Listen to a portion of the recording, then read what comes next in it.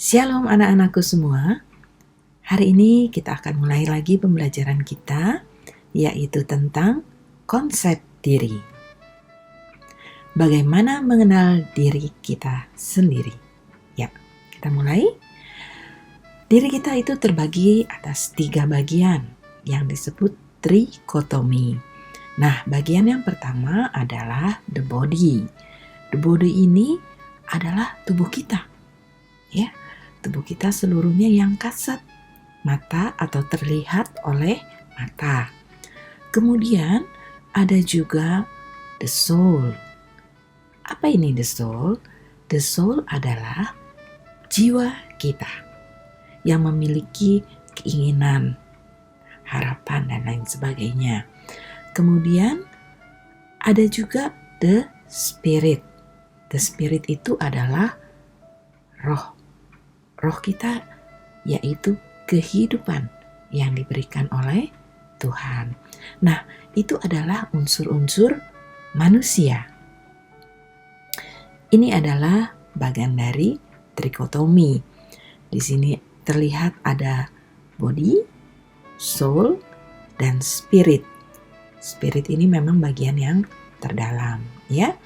Nah, dalam bahasa Ibraninya, tubuh itu disebut basar atau daging atau she'er. Itu daging juga ya artinya. Atau gef, yaitu tubuh. Kemudian jiwa atau nafes dan roh. Ya, bahasa Ibraninya adalah ruah. Mungkin kalian sudah belajar waktu bahasa Ibrani ya, materi itu ya, kalian sudah belajar duluan. Oke, trikotomi. Nah, ini yang ada foto Bapak Jokowi ini adalah mewakili dari tubuh ya.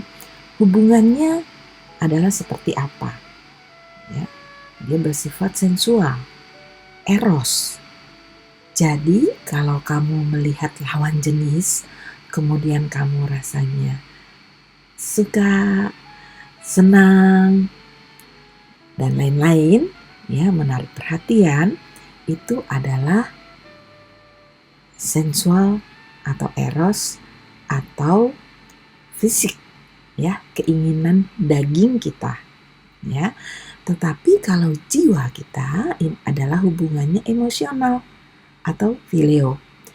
Kalau kita melihat orang yang susah, yang senang, itu kita ikut empati, kita perhatian ya terhadap sesama kita dan lain sebagainya. Itu yang bicara adalah emosional kita, ya. Kita menaruh belas kasih dan lain sebagainya. Tidak ada unsur nafsu di situ.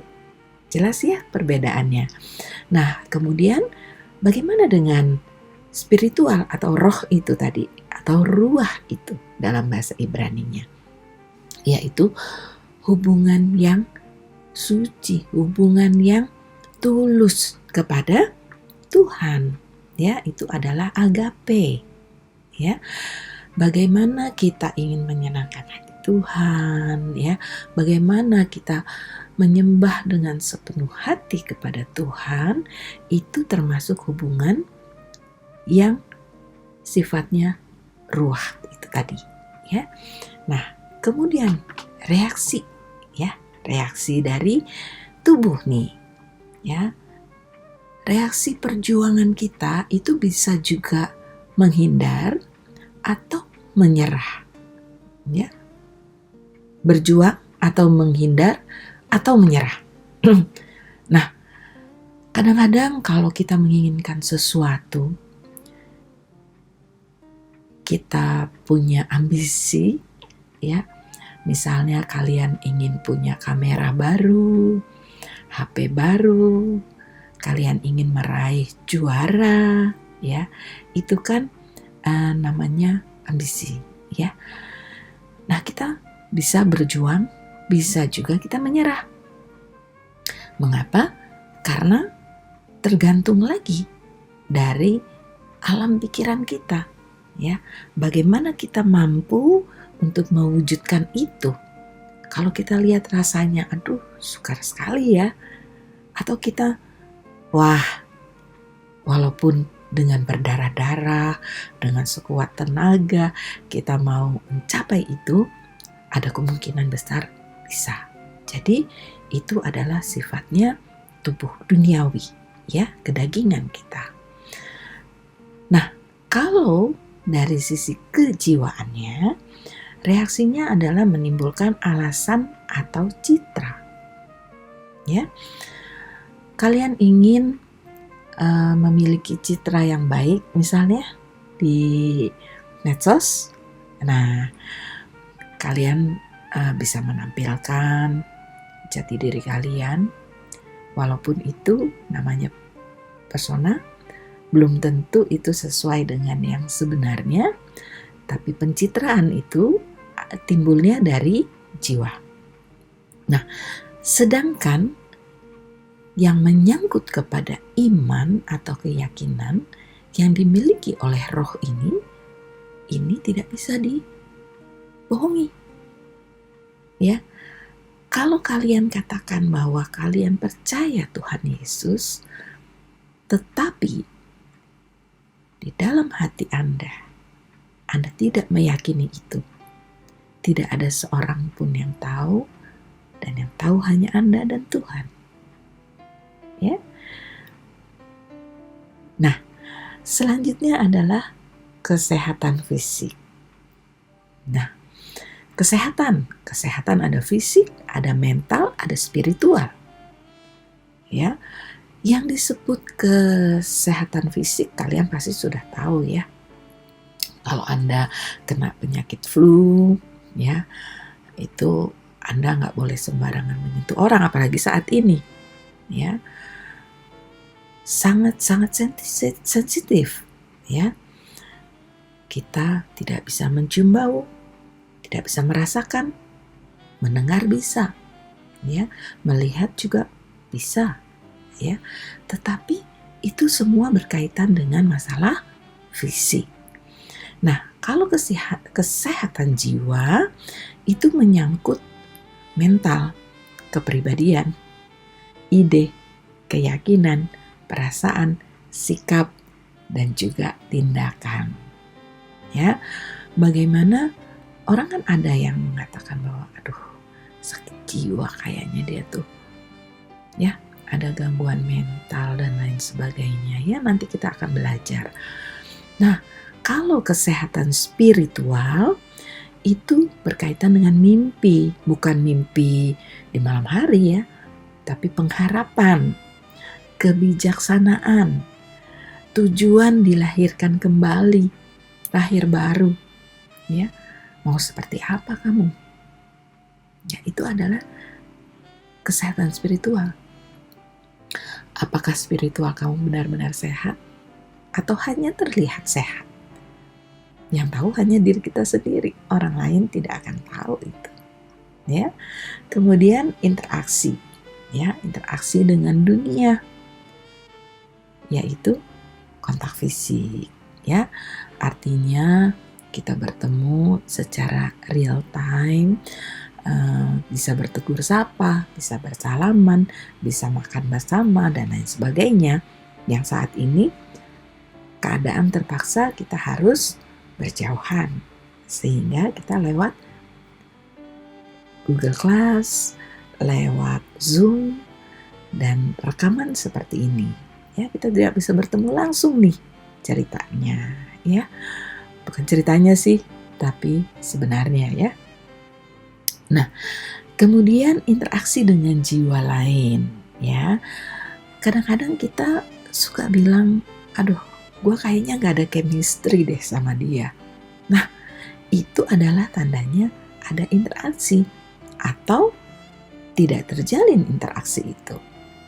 Ya, dan interaksi dengan Tuhan yang terakhir. Ya, bagaimana Anda punya kedekatan dengan Tuhan? Ya, apakah Anda memang sudah bisa berinteraksi dengan Tuhan atau belum? Itu adalah termasuk perkembangan diri. Karena roh itu bagian dari diri kita. Ya. Kita akan masuk ke dalam self identity. Apa itu self identity? Nah, kalau kita lihat di gambar ini, itu ada sebuah batu es, ya, pulau es, karang es, di mana orang melewati di atas air itu.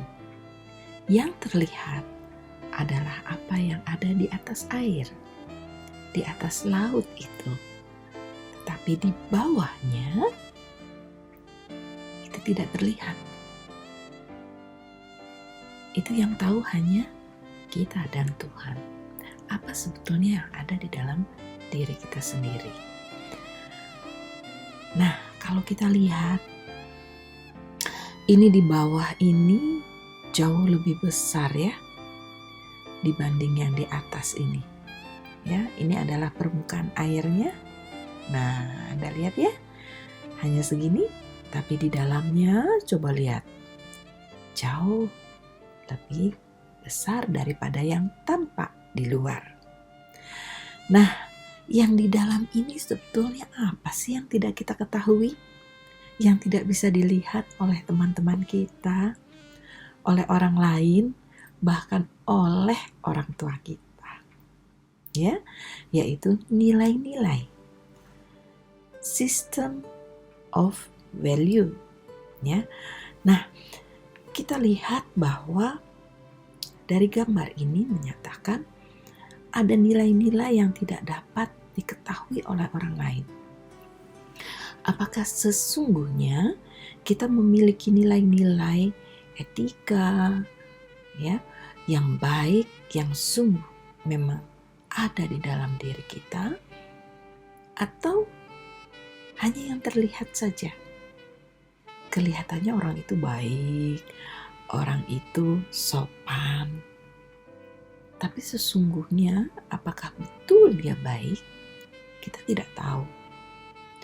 Beberapa waktu yang lalu mungkin Anda juga mendengar ya, ada seorang mahasiswa Indonesia yang tertangkap di Amerika karena sesungguhnya dia mahasiswa yang baik, tapi ternyata dia mampu membunuh, kemudian menyodomi orang yang tidak dikenalnya, sampai segitu banyaknya sehingga dia dijuluki orang-orang di sana adalah seorang yang berdarah dingin. Ini tidak diketahui oleh orang tua, oleh teman-teman, oleh dosennya. Nilai-nilai yang ada dalam dirinya itu seperti apa? Tidak ada seorang pun yang tahu. Hanya dirinya sendiri yang mengerti, ya. Kemudian yang kedua adalah kepercayaan. System of belief. Kepercayaan kita itu seperti apa sih sesungguhnya? Seperti yang tadi saya katakan, kita sepertinya adalah orang percaya dalam tanda kutip. Tapi di luar sepengetahuan orang lain, kita masih percaya kepada tahayul, masih percaya kepada astronomi ya. Siapa yang suka tiap bulan lihat bintang ya?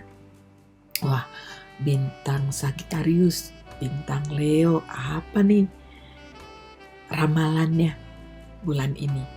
Bagaimana dengan studi, karir, cinta, dan lain sebagainya. Keuangan. Nah, keuangan itu juga jadi bagian ya.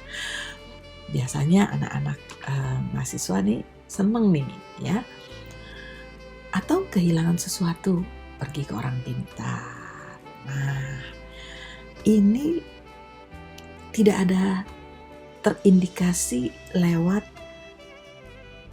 jati diri yang dilihat oleh orang lain. Orang lain mana tahu kalau kita itu suka pergi ke dukun, suka lihat dan percaya, bukan hanya lihat ya, dan percaya pada ramalan-ramalan, ya. Siapa yang tahu? Itu jauh di lubuk hati yang terdalam, ya. Sama seperti ini di sini nih, ya. Gambar ini nih. Kemudian pattern of behavior, pola perilaku. Nah, perilaku kita kadang-kadang baik, tetapi sebetulnya ada sesuatu yang jahat di dalam hati. Kenapa seperti itu? Mungkin dia terbentuk oleh situasi dan kondisi, sehingga dia menjadi seseorang yang demikian adanya. Mudah tersinggung, ya. Kemudian pendendam. Bisa disembunyikan, bisa. Orang lain melihatnya baik, tampak luarnya adalah casingnya adalah oke. Tapi ternyata kalau dia kesal, kalau dia marah, bisa-bisa teh manis Anda bukan menjadi manis, tapi menjadi asin karena dikerjain oleh teman Anda, ya, yang merasa kesal sama Anda. Nah, itu adalah self-identity yang jauh di dalam diri kita yang tidak terlihat oleh orang lain. Mungkin kamu juga bisa merenung-merenung ya. Apa iya sih? Oh iya ya, saya ingat-ingat dia itu sepertinya orangnya begini. Ternyata di belakang Anda begini, ya. Atau diri Anda sendiri. Iya ya, saya di depan mama manis-manis loh. Di depan papa manis-manis. Padahal papa dan mama gak tahu. Saya hobinya nyolong mangga misalnya, ya. Atau suka mengganggu teman-teman, ya. Nah, itu adalah self-identity yang sesungguhnya harusnya mulai kita rubah. Kita tinggalkan itu, ya. Kalau kita mau berkembang, harusnya kita tidak mempertahankan hal-hal yang seperti itu. Oke, tentang jiwa nih, sekarang kita bicara tentang jiwa, ya. Di sini ada ratio, ada will, ada ratio, ada emotion. Nah, ketika kita memiliki suatu pengetahuan, ya, misalnya, wah, kalau saya lulus sekolah, tentu saya bisa bekerja dengan baik di tempat yang sesuai dengan cita-cita saya. Kemudian ratio ini melahirkan will. Will adalah kehendak. Nah, bagaimana caranya apa yang sudah kita ketahui ini bisa menjadi sebuah kenyataan? Nah, kehendak kita, ya, jiwa kita menyatakan bahwa ya, kamu harus rajin belajar. Satu-satunya cara adalah kamu harus lulus dengan baik dan secepat-cepatnya. Artinya, kamu tidak boleh menyia-nyiakan waktu. Semester ini harus selesai semua dengan nilai yang sangat baik kalau bisa, ya. Nah, itu kan tadi kita sudah bicara di slide sebelumnya, ya. Mau berjuang atau mau menyerah. Itu tergantung dari kehendak kita. Apakah kita akan menghadapi tantangan ini dengan sungguh-sungguh? Kita mau membuang waktu kita bersenang-senang dan menggantikannya dulu dengan susah payah kita belajar, kita mengerjakan tugas, supaya pengetahuan yang kita dapat tadi bahwa saya kalau lulus akan mampu bekerja dengan baik di tempat yang baik sesuai dengan cita-cita saya, ya. Nah, kemudian perasaan akan lahir ketika kehendak itu menjadi kenyataan, ya, terlaksana, sebab kita melalui perjuangan yang gigih, yang luar biasa, menghasilkan sebuah prestasi, ya, kita raih itu yang tadinya hanya berupa pengetahuan. Nah, kalau sudah itu terjadi, apa emosi kita, perasaan kita? Tentu akan lega, jiwa kita akan tenang, bersukacita, ya, gak risau lagi. Tapi kalau pengetahuan kita tidak diwujudkan oleh kehendak yang baik, ya, mau berjuang tadi, memilih menyerah, capek, ribet, ya, nanti deh tugasnya banyak, dan lain sebagainya, akhirnya kita tidak lulus dalam beberapa mata kuliah. Apakah jiwa kita bisa tenang? Perasaan kita bisa lega? Tentunya tidak, ya. Nah, ini jiwa ini bisa merasa sedih, kecewa, lega, bersukacita karena sesuatu yang kita kehendaki itu bisa menjadi kenyataan atau hanya mimpi yang tanpa pernah menjadi nyata. Oke, iya, mengenal potensi diri untuk berprestasi sesuai dengan kemampuan. Apa itu potensi diri?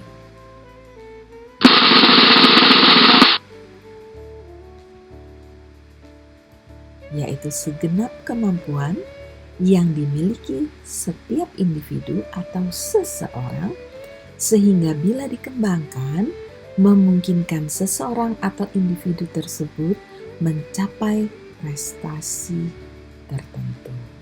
Nah, di dalam diri setiap orang tentu memiliki potensi. Saya yakin kalian juga punya potensi.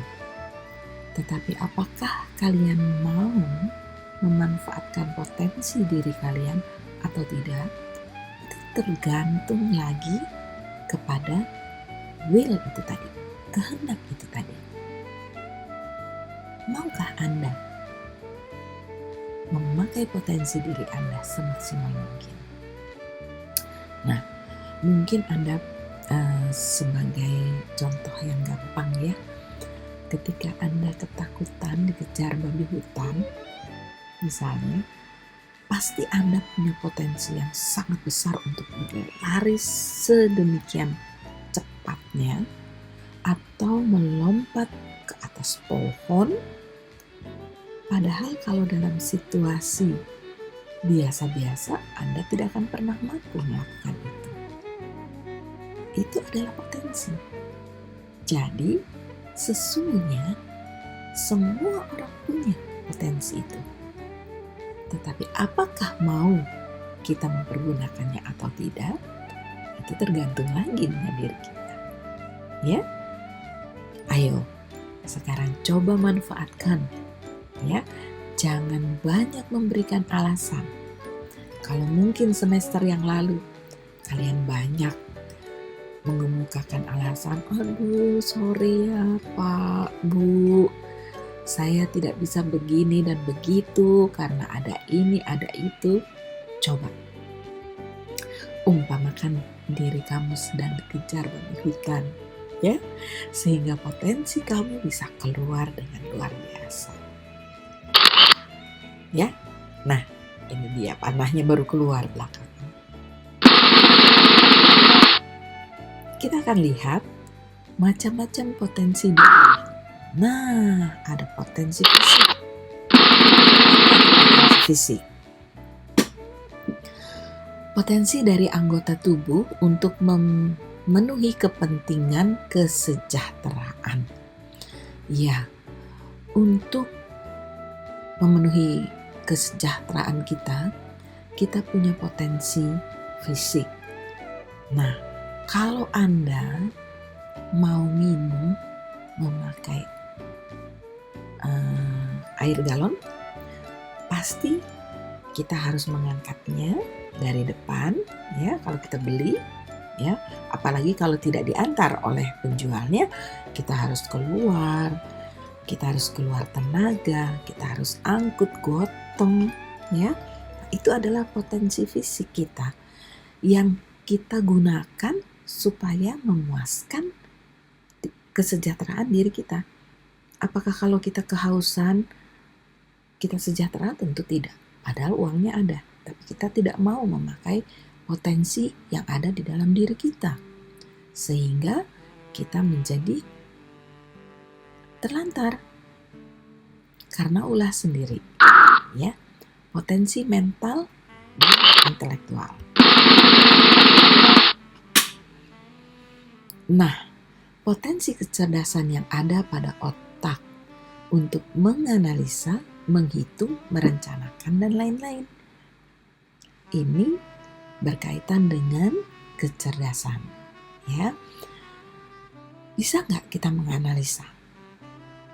Ya, menganalisa tentu banyak. Bukan hanya soal penelitian, tetapi di dalam kehidupan kita. Kalau uang jajan Anda sekian, kebutuhan hidupnya sekian, kira-kira bisa sampai nggak habis bulan menunggu kiriman yang baru lagi? Nah, itu kita harus analisa. Jadi kalau mau cukup, satu hari saya harus menghabiskan uang berapa? Jangan sampai tekor, ya. Karena kalau kita tekor, terus mau minta uang sama siapa? Kecuali kalau kita sudah bisa bekerja sendiri, itu pun harus dianalisis, harus dihitung, harus direncanakan. Jangan waktu terima uang semua dihabiskan dalam waktu 1-2 hari, ya. Itu tidak efisien. Oke, selanjutnya potensi sosial emosional. Potensi sosial emosional ini? Nah, potensi kecerdasan yang ada pada otak untuk mengendalikan amarah, sukacita, tanggung jawab, motivasi, dan kesadaran diri. Nah, ini sosial emosional, ya. Otak kita bisa loh memberi perintah untuk mengendalikan diri agar tidak marah atau marah. Ini orang ngeselin banget deh.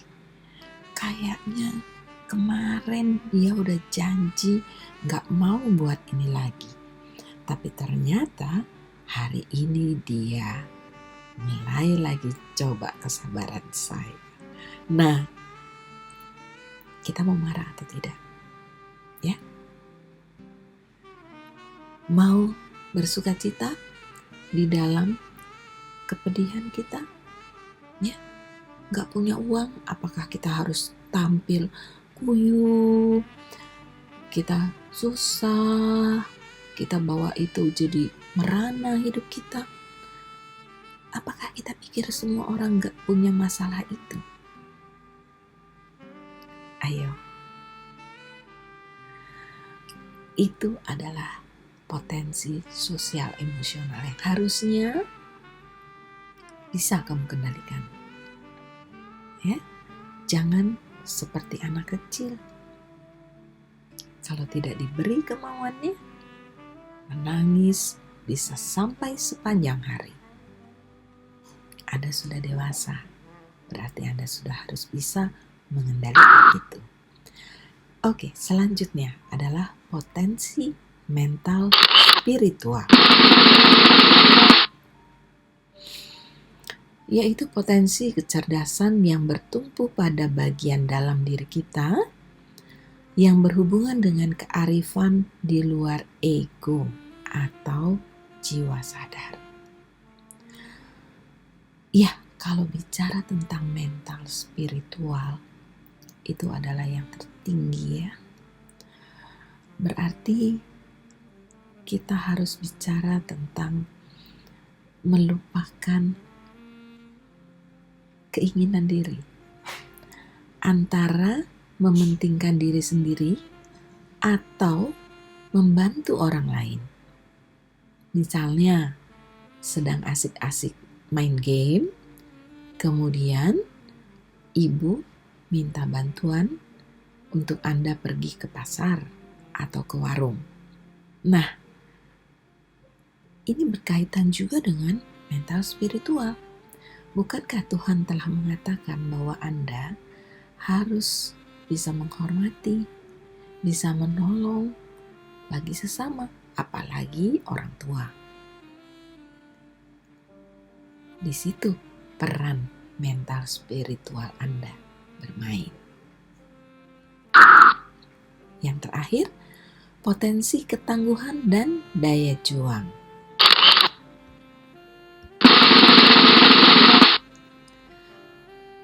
Potensi kecerdasan yang bertumpu pada bagian dalam kita yang berhubungan dengan ketangguhan dan daya juang yang tinggi. Nah, apakah Anda betul-betul orang yang tangguh, tahan banting, atau Anda punya mental yang cengeng? Ya, Alkitab tidak memberi kamu kesempatan untuk menjadi orang yang cengeng. Kalau sudah dewasa imannya, kalau sudah lahir baru, karena orang yang lahir baru adalah orang yang tough, orang yang mampu melakukan kehendak Tuhan, bukan orang yang suka uring-uringan, bukan orang yang suka baperan, ya. Cara mengenali, menggali, dan mengembangkan potensi diri. Nah, seperti apa itu? Caranya berusaha mengenal dan mempelajari berbagai aktivitas di berbagai bidang. Ya, cara kita mengenal dan mempelajari potensi diri kita di berbagai bidang, tidak perlu semua bidang kita harus kuasai. Ya, nah, jika Anda memiliki suatu hobi, suatu kegiatan yang bermanfaat untuk menunjang cita-cita kalian, nah itu perlu dikenali dan dipelajari dengan lebih sungguh-sungguh. Misalnya musik, misalnya vokal, ya, dan lain sebagainya. Menulis juga boleh, ya. Nah, itu bisa dikembangkan. Pilih bidang kegiatan yang paling menyenangkan, kemudian pelajari. Kembangkan secara detail dan sungguh-sungguh. Nah, seperti tadi yang saya katakan, bahwa bidang yang menyenangkan itu apa?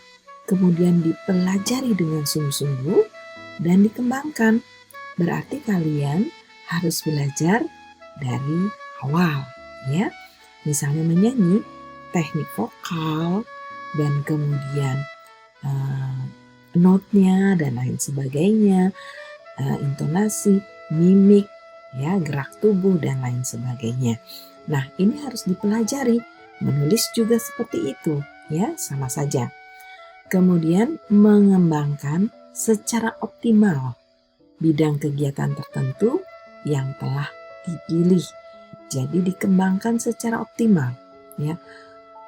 Dari yang kamu bisa sebaik-baiknya, itu yang harus kamu lakukan, ya. Harus bertambah terus. Kalau tadinya baru bisa menulis diary misalnya, buku harian, tingkatkan, ya. Jadi cerpen misalnya, ya. Dan coba berkembang, ya. Pelajari bagaimana cara menulis yang baik, yang menarik, dan diminati oleh banyak orang. Nah, sekarang tentang spiritual, ya, seperti apa itu? Ya, di sini ada gambar. Nah, banyak sekali tangan, ada bumi, ada Roh Kudus, ada gedung-gedung di sini yang mencerminkan dari berbagai negara ya. Nah, kalian bisa lihat di sini ya. Nah, apa yang Anda ketahui tentang kata spiritual ini? Jika kembali pada slide nomor 4, Anda akan mengerti bahwa spiritual berkaitan dengan kehidupan. Dan kehidupan itu berkaitan dengan roh. Sudah jelas ya? Tidak ada kehidupan tanpa ada roh. Tugasnya menjelaskan tentang aspek spiritual yang ada di dalam diri Anda. Seberapa besar jumlah perkembangan spiritual di dalam diri Anda tersebut, dan apa yang menghambat perkembangan dari spiritual Anda.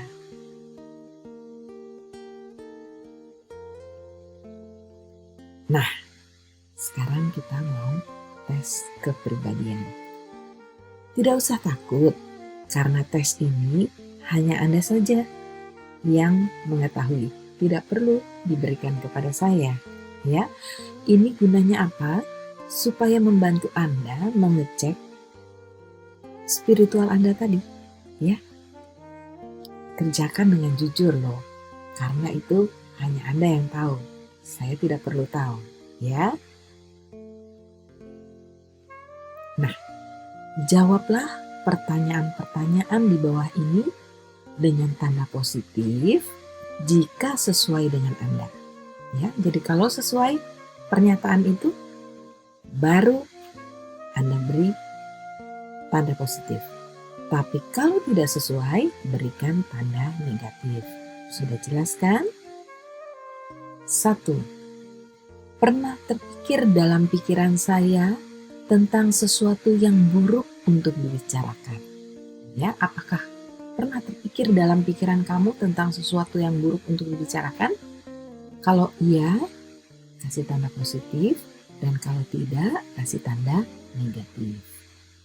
Yang kedua, kadang-kala saya mengumpat dan mencaci maki. Betul enggak? Kalau betul, kasih plus. Kalau tidak, kasih minus. Yang ketiga, saya tidak membaca setiap editorial surat kabar setiap hari. Yang keempat, saya tidak selalu mengatakan hal yang sebenarnya. Nah, positif atau negatif? Jadi kalau tidak selalu mengatakan hal yang sebenarnya, berarti apa tandanya? Saya kadang-kadang marah. Ya, positif atau negatif? Apa yang dapat saya kerjakan hari ini, kadang-kadang saya tunda. Positif atau negatif? Oh, kadang-kadang saya tunda sampai besok. Bila saya sedang tidak enak badan, kadang-kadang saya mudah tersinggung. Positif atau negatif? Sopan santun saya di rumah tidak sebaik jika bersama orang lain. Sopan santun saya di rumah tidak sebaik seperti ketika bersama dengan orang lain. Nah, yang ke-9, apabila saya dapat masuk bioskop tanpa bayar dan yakin tak seorang pun melihatnya, mungkin saya akan melakukannya. Kalau nggak ada yang tahu loh, ya, mungkin nggak saya melakukannya. Saya lebih senang menang daripada kalah dalam suatu permainan. Positif atau negatif? Saya ingin mengenal beberapa orang penting, karena dengan demikian saya merasa menjadi orang penting juga. Yang ke-12, tidak setiap orang yang kukenal kusukai. Positif atau negatif? Kadang-kadang saya memperguncingkan orang lain atau bergosip. Kadang-kadang dalam pemungutan suara, saya berikan suara saya pada orang yang kurang saya kenal. Yang ke-15, Sekali-sekali saya tertawa terbahak-bahak mendengar lelucon yang kurang baik. Ya, misalnya lelucon yang agak gimana gitu ya. Saya ikut tertawa, positif atau negatif. Skornya ditulis berapa positif, berapa negatif, ya, dihitung. Kemudian nanti predikatnya apa, ya. Nah, itu nanti kamu saja yang tahu. Kunci jawaban. Nah, setelah menjawab pertanyaan-pertanyaan tersebut di atas, maka cocokkanlah jawaban Anda dengan kunci jawaban di bawah ini. Beri nilai 1 untuk jawaban yang cocok, yang sesuai. Beri nilai 0 untuk jawaban yang tidak cocok. Ya. Nah, jadi nomor 1 harusnya tambah, plus. Kalau Anda menjawab plus, berarti dapat nilai 1. Kalau Anda menjawab minus, berarti dapat nilai 0. Ya, nomor 2 juga plus, dan seterusnya. Ya, semua dijumlahkan, kemudian lihat predikatnya. Kalau 15 sampai dengan 14, predikatnya berarti sangat tinggi. Kalau 9 sampai 13 itu berarti tinggi. Kalau 6 sampai 8 itu rata-rata. Kalau 3 sampai 5 itu rendah. Kalau di bawah 3 sangat rendah. Dihitung ya. Penilaian. Kalau sangat tinggi, berarti kejujuran Anda yang sangat tinggi sangat berbahaya loh.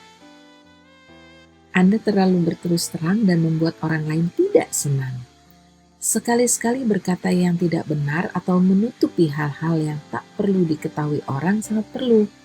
Meskipun Anda seorang yang jujur dan independen, berarti mengambil risiko, tidak konvensional, akan tetapi Anda kurang menghormati norma-norma masyarakat.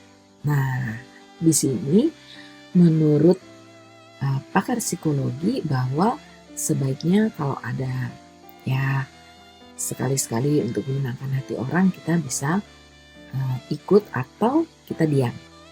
Ya, tidak mengambil keputusan apa-apa. Ini dari sisi psikologi ya. Tinggi dari segi kejujuran.